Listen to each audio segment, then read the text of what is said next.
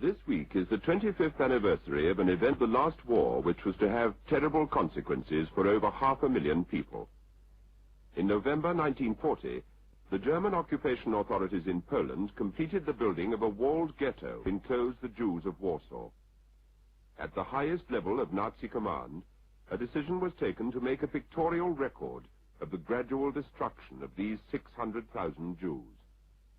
Cameramen of the German army, the SS and the Gestapo were given the job of taking photographs and cinefilms inside the ghetto during the 3 years that followed. A survivor of the ghetto, Alexander Bernfest, has spent the last 20 years collecting these photographs together, many of them from the pages of Himmler's personal album. These photographs, together with the cinefilm shot by the Germans, have now been compiled to make tonight's BBC documentary, the first complete pictorial account of what happened. It is a grim and dreadful story. We present it as a memorial to the thousands of men, women and children who died in the Warsaw Ghetto.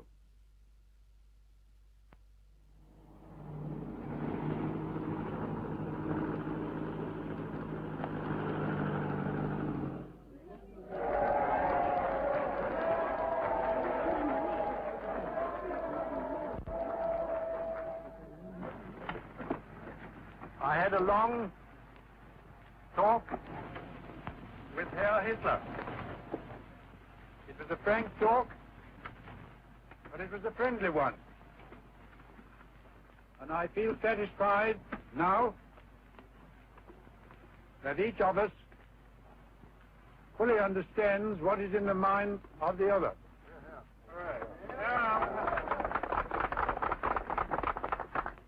I'm going to have another talk with Herr Hitler. Only this time, he has told me that it is his intention to come halfway to meet me.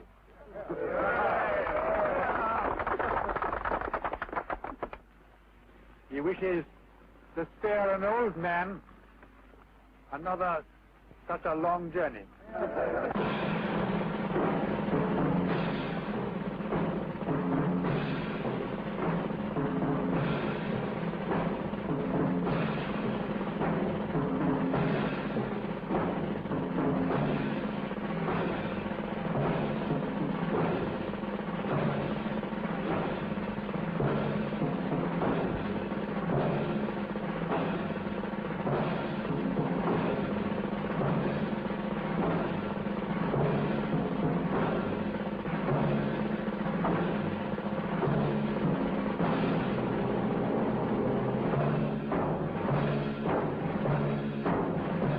Morning, I had another talk with the German Chancellor, Herr Hitler. And here is the paper which bears his name upon it as well as mine. We regard the agreement signed last night and the Anglo-German naval agreement as symbolic of the desire of our two peoples never to go to war with one another again. We are resolved that the method of consultation shall be the method adopted, and we are determined to continue our efforts to remove possible sources of difference and thus to contribute to assure the peace of Europe.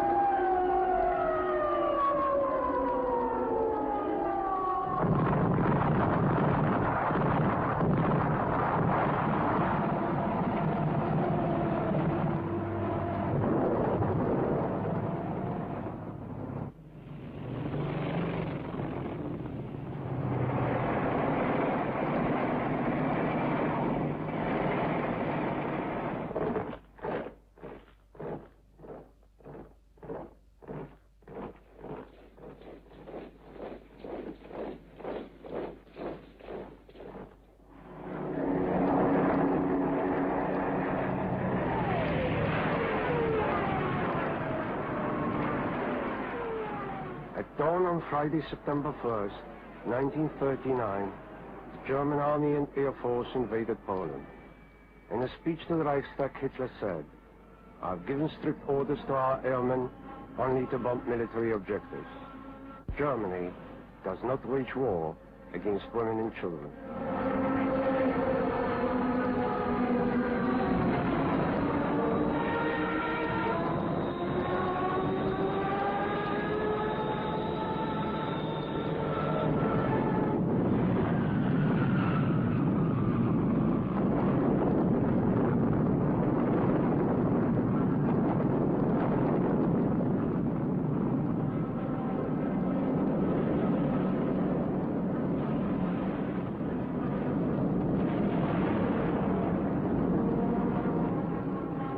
When the news came that Poland's allies had declared war on Germany, the people of Warsaw celebrated outside the British and French embassies. But alliances were not enough. The Polish army fought fiercely and bravely against the Germans. 200,000 Polish soldiers died in the fighting. German Stukas flew low, bombing and machine gunning the people in the streets and the queues at the food shops. This was total war, intended to destroy the morale and fighting efficiency of a nation. Petrol, bombs, or bread, we bring death to the Poles. In the last days of the siege, the bombing went on day and night, the Stukas roaring overhead continuously. By the end of September 1939, Warsaw was in ruins.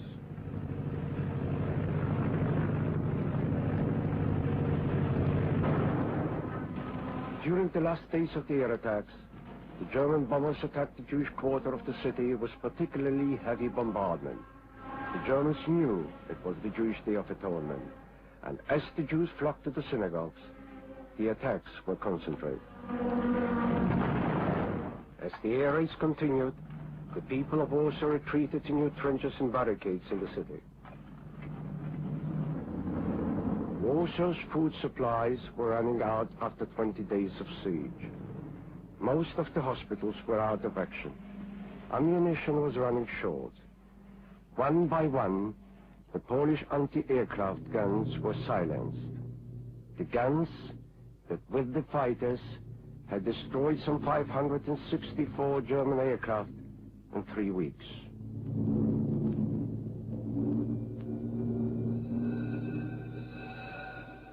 By October 2nd, the Germans were marching into Warsaw.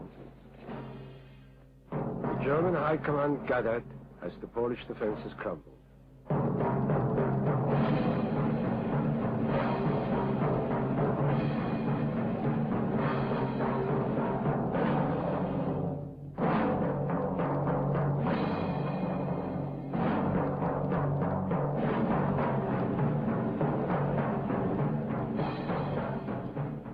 Polish army and commanders were forced to surrender to the overwhelming power of the German army and air force.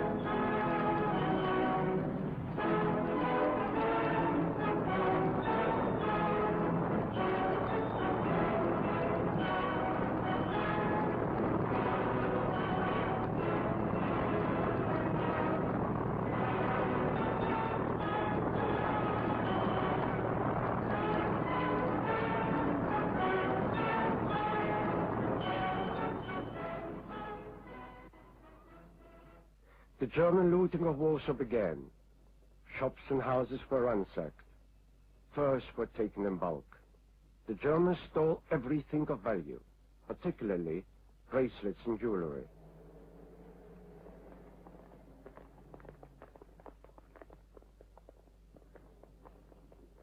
As the early months of 1940 passed, the Nazis systematically looted houses in Warsaw, accosting Jews in the streets, forcing them to load the waiting cars. The Germans had lists of prominent citizens of Warsaw, and denunciation and murder became a daily event. Warsaw, the capital of Poland, had been the commercial center of the country. Most of Poland's Jews were there, and with the completion of the occupation, they were singled out for special treatment. They were pulled out of the food queues, they were insulted, beaten up, and shot in the street.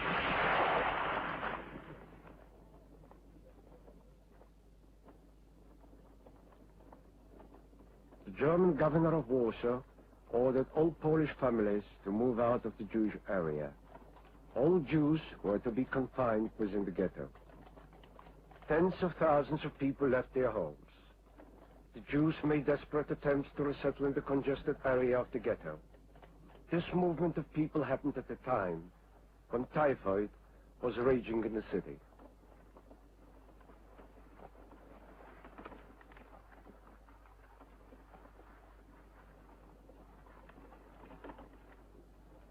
The Jews moving to the ghetto were allowed to take only light luggage and bed linen. A third of the city's population, hundreds of thousands of people, were moving through the streets.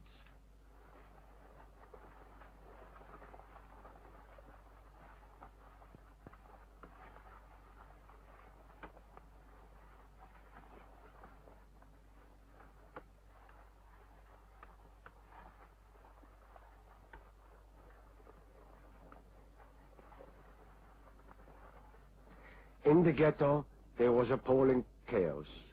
Thousands of families were milling around, trying to find somewhere to stay.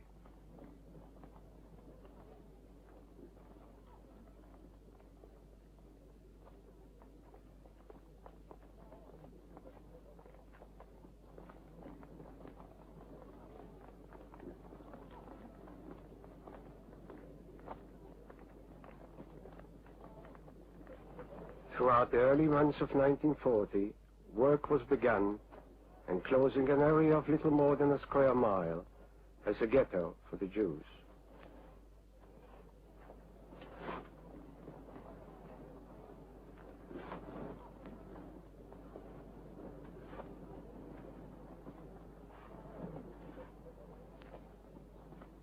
On the morning of November the 15th, 1940, the Jews found themselves completely surrounded by high walls. There was no way out anymore. The walls were 10 feet high, with a crown of barbed wire and broken glass. Enormous notices were put up. Typhus area, through traffic only.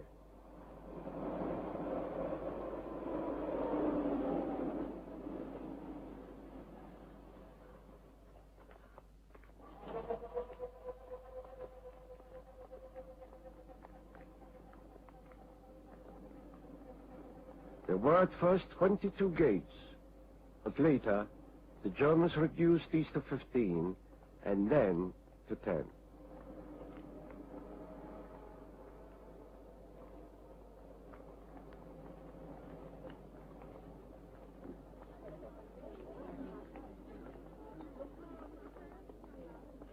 The gates and walls were guarded by 3 police forces. There were the German police. There were the Polish Blue Police. And there were the Jewish police. The German and Polish police carried firearms. The Jewish police force was confined to the ghetto and only allowed to carry truncheons. In this way, the entrances and exits to the ghetto were controlled. If these three authorities could be bought off, a fortune could be made by smuggling food and materials. The Jewish police force, numbering some 2,000 men, behaved with particular inhumanity towards their fellow Jews.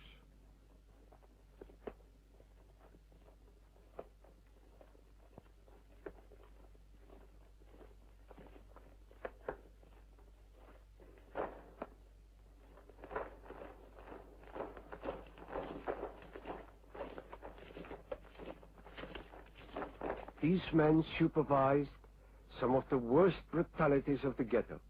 Eventually, they were lined up by the Germans, given a brief speech of thanks for their work, and shot in the back by mounted machine guns, commanded by one of the German Death Head battalions. Many of the Germans were afraid to go into the ghetto because of the dangers of typhus and tuberculosis. Day by day, the government of the ghetto was carried out by a body of Jewish elders called the Judenrats. This committee of Jews was the executive organ of the German occupying force in the ghetto. This council was obliged to carry out all orders of the Germans, and on one occasion was asked to supply Jewish girls for a German brothel to be set up for the conquerors.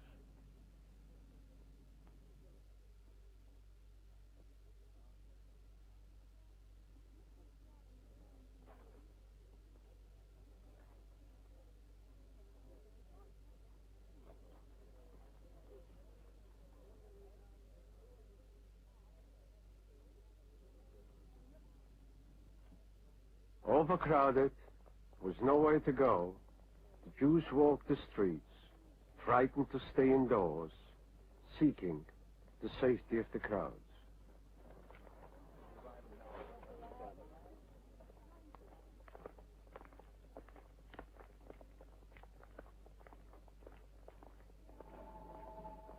But the stench was dreadful, and people tried to avoid touching each other, afraid of catching typhus and lice.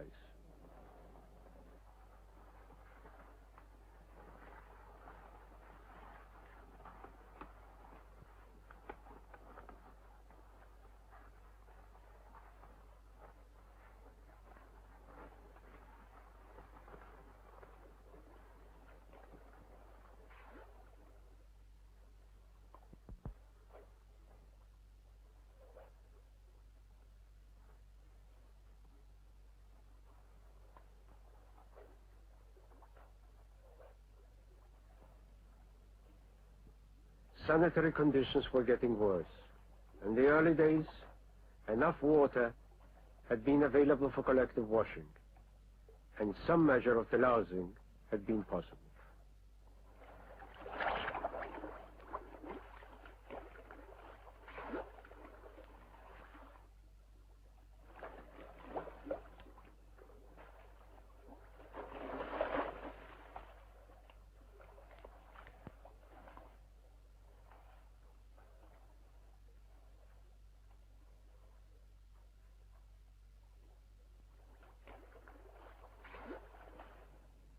The Nazis kept a careful and detailed record of life in the ghetto. Meanwhile, German propaganda emphasized the pleasures of the wealthy Jews in the ghetto.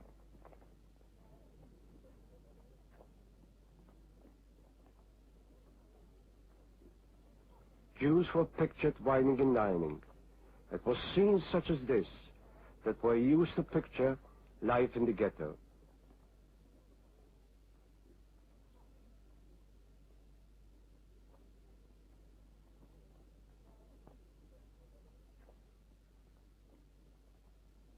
The German cameramen took film of the ghetto theater, which was open in their days for concerts and plays.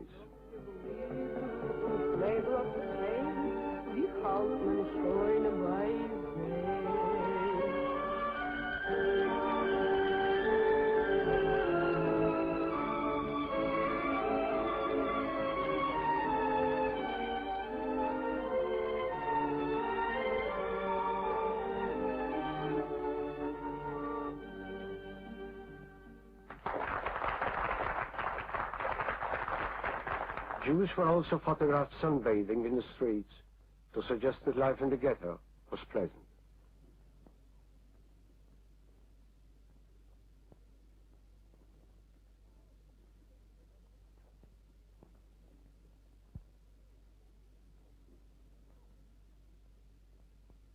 In July 1941, the German picture magazine Berliner Illustrierte Zeitung printed 4 pages of pictures concerning the Warsaw Ghetto. It showed rich Jews in the ghetto were living well, engaging in pleasant social activities, while they allowed Jews to starve in the streets. This boy was pictured as an example of the many juvenile delinquents in the ghetto. In fact, he was one of the thousands living on starvation rations, a quarter of the amount allowed for the Germans and half the amount allowed for the Poles.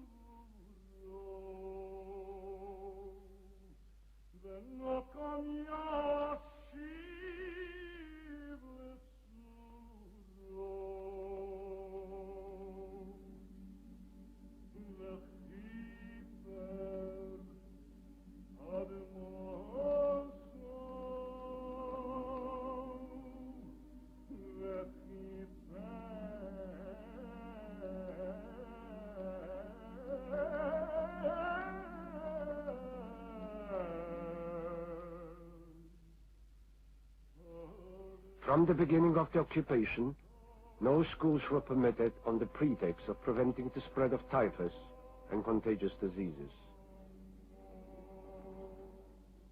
However, sometimes schools were organized in secret. When the ghetto had first been built, a tram bearing the Jewish Star of David ran through the streets. Eventually, this was stopped, and the Jews, without petrol and electricity, used hoses to pull the trucks and trams.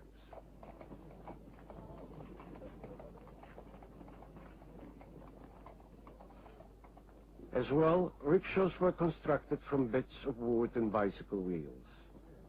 In the heart of 20th century Europe, the rickshaw came into being, a status symbol of the ghetto. Like all the people in the ghetto, the leaders of the Jewish community had to raise their heads to the Germans, in this case, the photographer.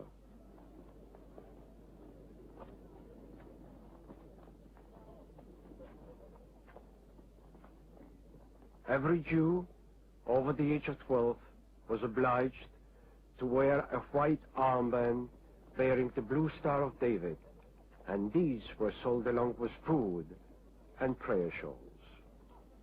The prayer shawls served both the living and the dead. It was in this shawl that every Orthodox Jew wished to be buried. Trading continued inside the ghetto. Polish newspapers, Hebrew books, onions, bread, shoes, socks, and derelict furniture were sold in the markets.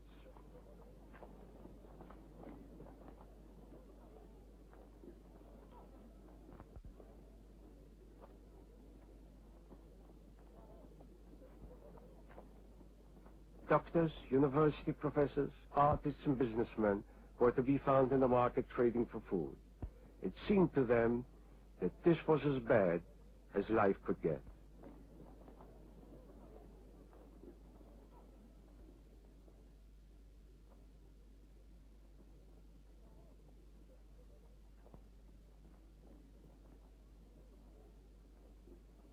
In the market, every last remnant of clothing was sold. Shoes were cobbled with scraps of leather from old shoes.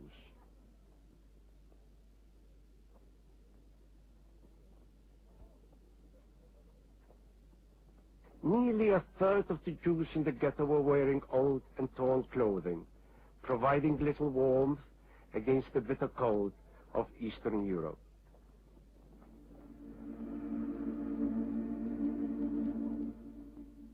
The people were weak and ailing, and some were losing their reason under the persecution.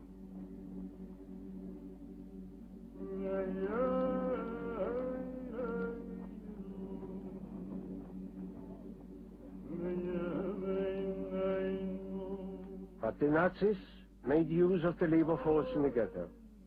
Factories of all kinds were set up.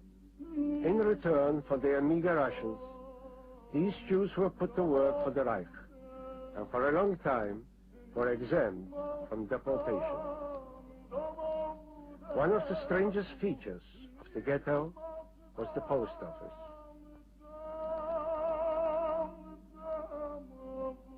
Until September 1941, sums of money and small parcels of food and medical supplies were sent in from a welfare organization in America. These supplies stopped abruptly when the Japanese attacked the Americans at Pearl Harbor.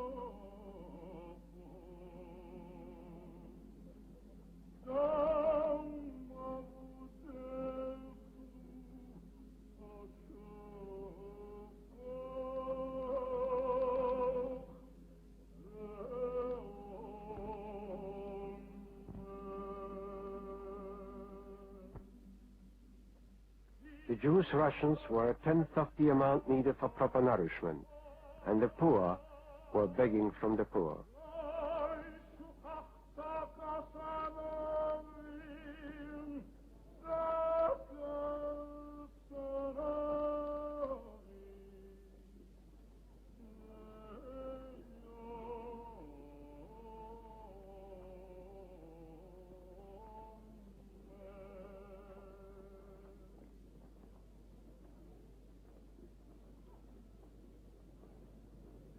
No medical supplies were allowed in the ghetto.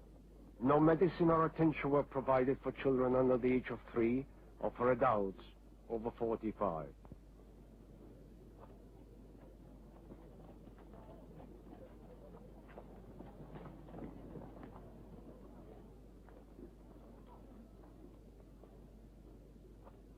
Smuggling of food was desperately organized.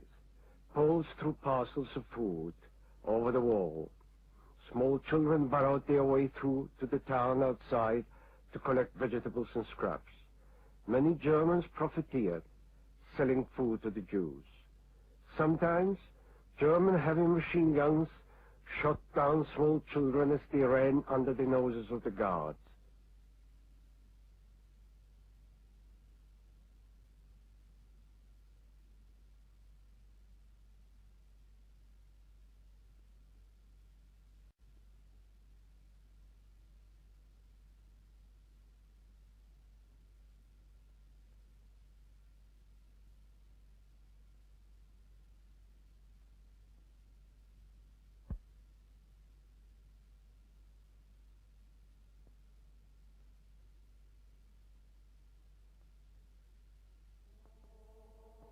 By 1942, the Jews were starving in the streets, and the German cameraman faithfully recorded their agony. even returning later to photograph the same subjects.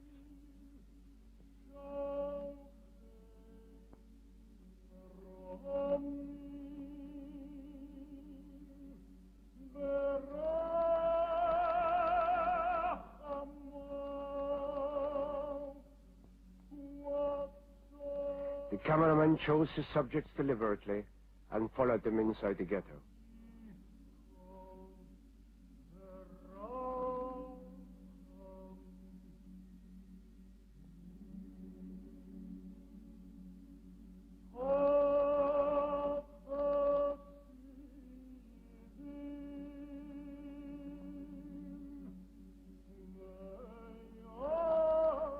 This was an assignment of obvious importance, and the methodical German captured and photographed the faces of a dying race. This was by way of an anthropological record. It was shot when film was very scarce, with meticulous detail. These pictures formed a detailed record for Himmler's own photographic album.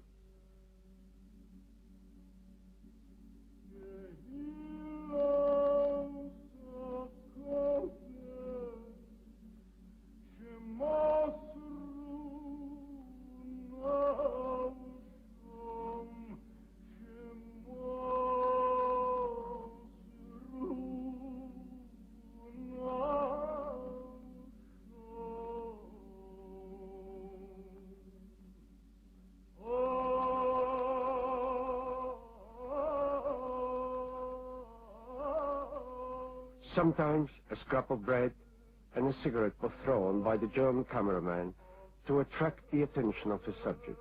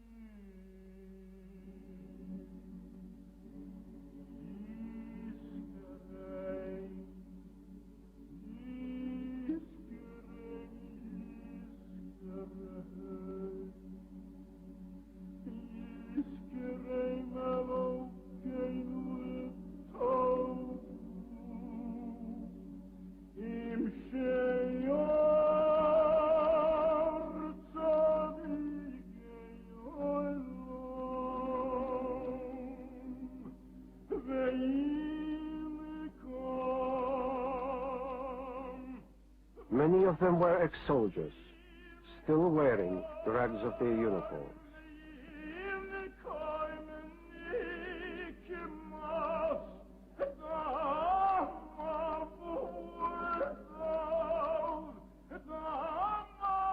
The religious Jews were always singled out for especially brutal treatment at the hands of the Germans.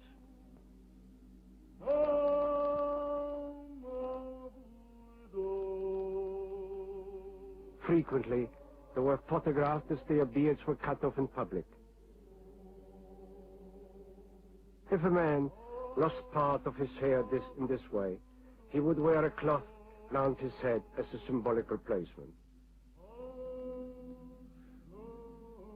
Jews were sometimes photographed as their beards were burned off.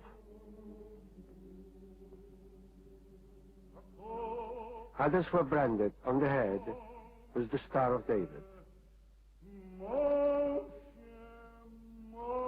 Often, the Germans would cut off only half the beard, pulling off bits of flesh with the blunt knives. In spite of all the persecution, Jewish religious services were held in the ghetto. These pictures were taken in secret and show the celebration of the Day of Atonement inside the ghetto. These people must have been put to death after these photographs had been taken, because worship was expressly prohibited by the Germans.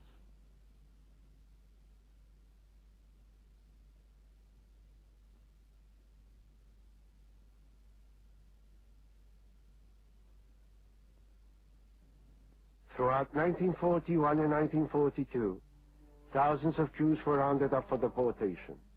Eventually, 5,000 people a day were leaving. Volunteers were told that they would get free rations for the journey. The Germans encouraged them to believe that they were going to be resettled in other parts of the country. In fact, these people were being transported directly to the gas chambers and firing squads at Treblinka, some 60 miles from Warsaw.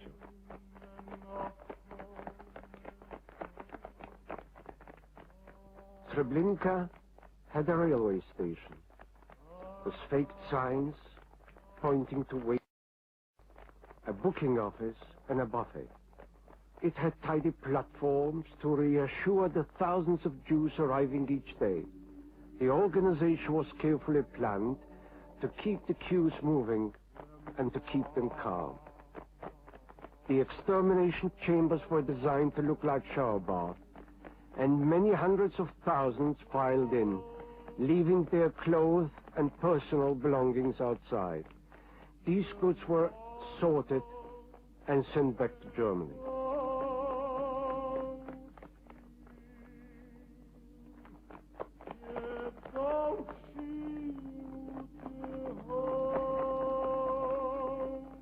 The whole organization and planning was intended to keep the new arrivals calm and hopeful up to the moment of their death.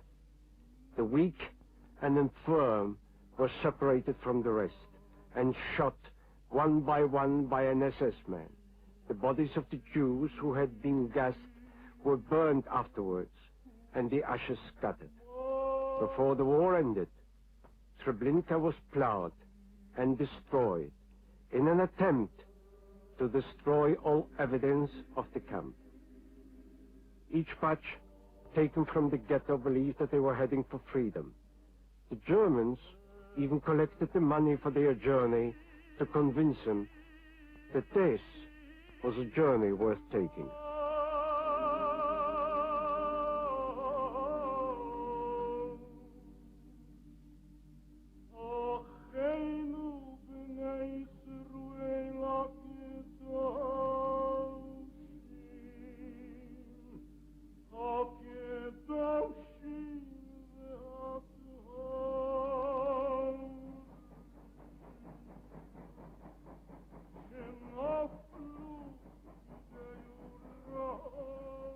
For these deportations, the hospitals and orphanages were emptied. Sometimes the Germans put lime on the floors of these wagons. Some 100 people were loaded into each wagon, which were locked from the outside. By the end of the journey, most of the inhabitants were dead, stifled by the fumes caused by the heat and the chemicals.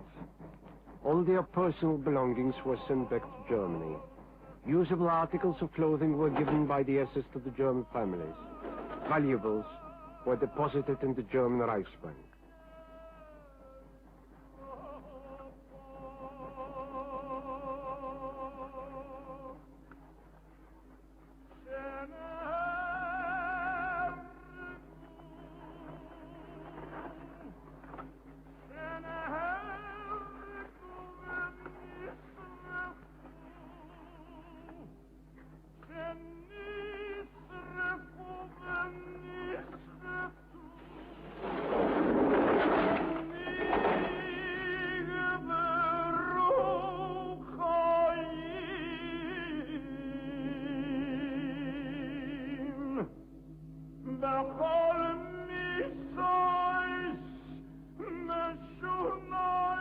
In the slums of the ghetto, the Jews were dying, deprived of food and medicine, and without regular running water and proper sanitation.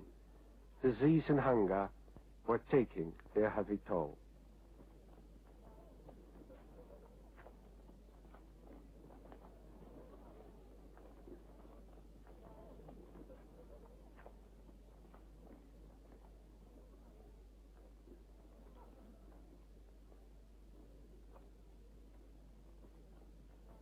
Each day, the dead were put outside on the pavements.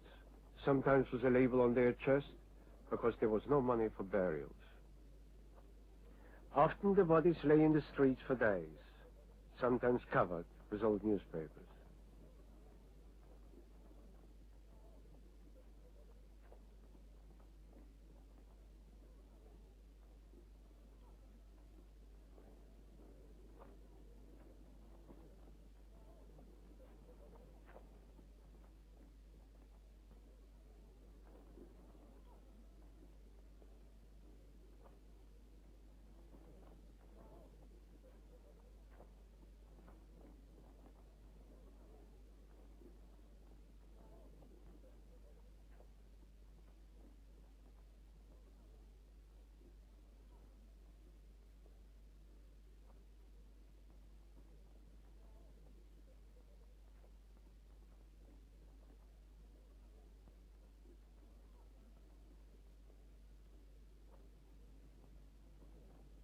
Whenever possible, the dead were buried with proper dignity and care. Right up to the end, there were families who could afford to give their dead a religious burial.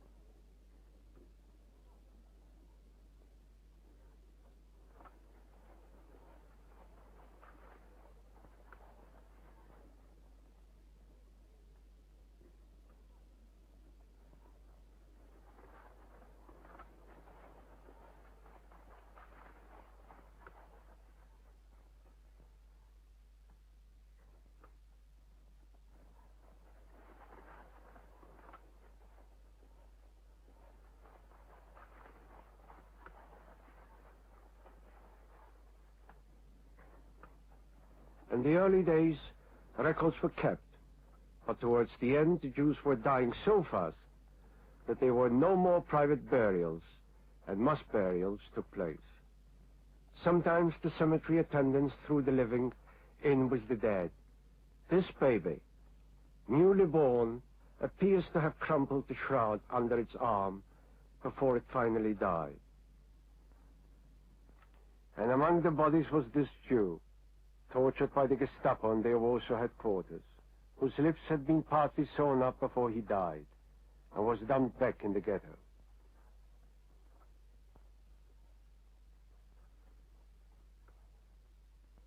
In 1943, the Germans announced their intention of destroying the Warsaw Ghetto.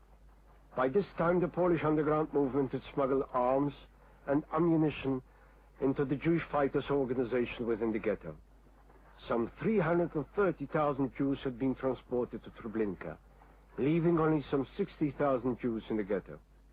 Himmler ordered that all the remaining Warsaw Jews were to be evacuated by force, and the ghetto was to be leveled to the ground. The Germans moved in with tanks, light field artillery, and airplanes. They marched to the sound of lively music because the next day, April 20th, was the Führer's birthday.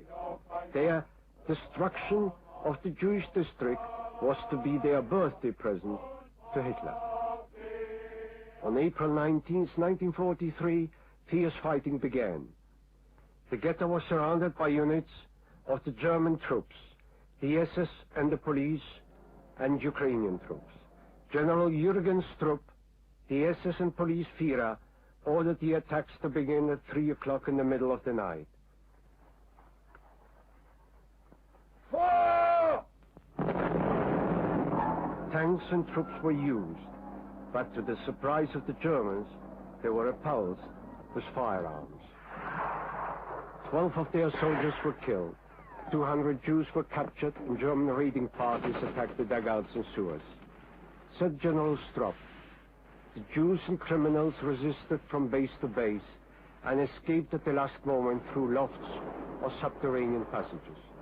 General Jürgen Stropp wrote in his report, the resistance put up by the Jews and bandits could be broken only by the energetic use of our shock troops, day and night.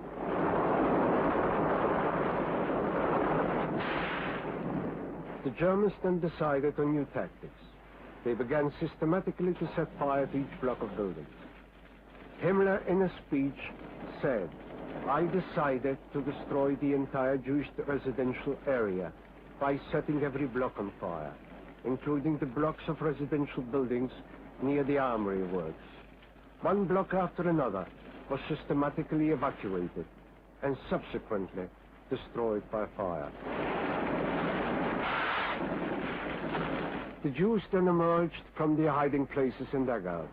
Not infrequently the Jews stayed in the burning buildings until, because of the heat and fear of being burned alive, they preferred to jump down from the upper stories after having thrown mattresses and other upholstered articles into the street.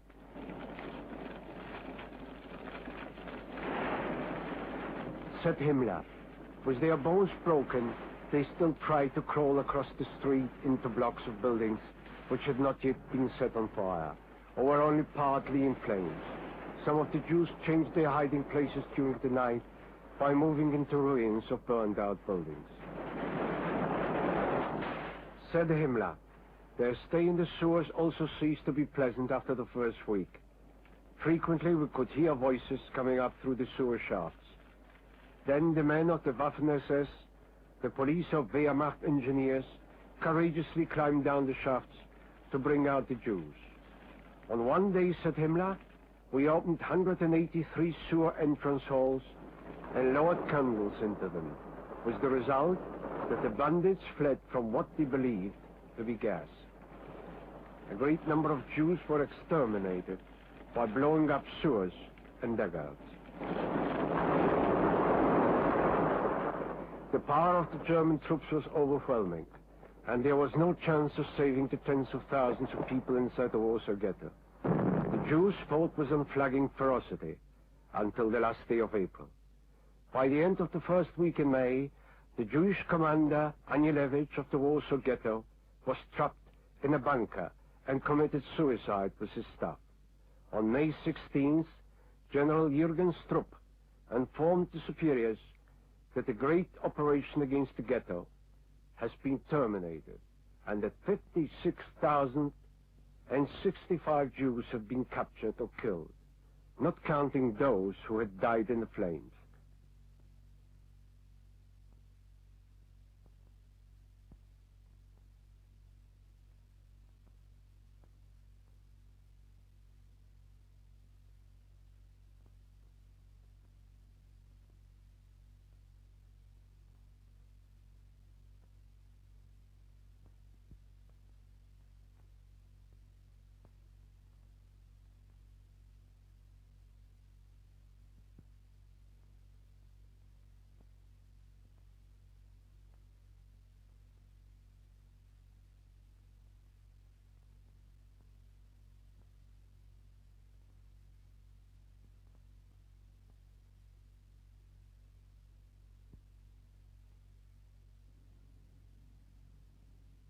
Among them, this world-famous picture of the little boy, the anguish on his face expressing the tragedy of the Warsaw Ghetto.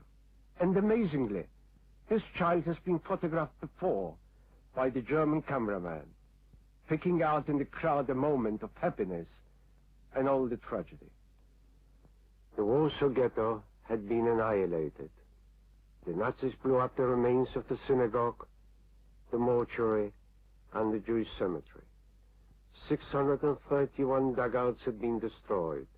In the fighting, the Germans captured 7 Polish rifles, 1 Russian rifle, and 7 German rifles, along with 1,240 used uniform tunics, 600 pairs of used trousers, 108 horses, $14,300 in paper, $9,200 in gold, and large amounts of jewelry, rings, chains, and watches. For his part in the battle, General Jürgen Strupp was decorated with the Iron Cross, first class.